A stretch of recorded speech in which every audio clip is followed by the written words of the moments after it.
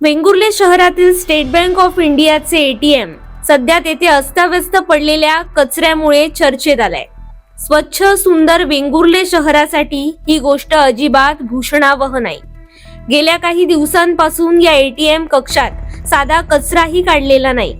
कक्षात ठेवलेली झाडू, ग्राहकांनी कचरा कुंडीत टाकलेल्या कॅश मेमोच्या रिसीट आणि एटीएम मध्ये पैसे भरताना कर्मचाऱ्यांनी नोटाच्या बंडलावरील काढून टाकलेल्या कागदी रिबीन हा सगळा कचरा संपूर्ण कक्षात पसरलाय.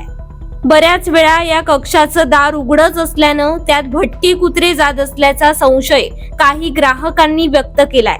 मोजून 200 पावलांवर असलेल्या स्टेट बँकेच्या व्यवस्थापनाला याबाबत काहीच पडलेलं नाही. सध्या शहरात पर्यटकही मोठ्या प्रमाणात आले आहेत. ते पैसे काढण्यासाठी या कक्षात जातात आणि कक्षातील कचरा बघून हतबल होतात. स्वच्छता अभियानात नावलौकिक असलेल्या शहरातील हा प्रकार सध्या जोरदार चर्चेला जातोय.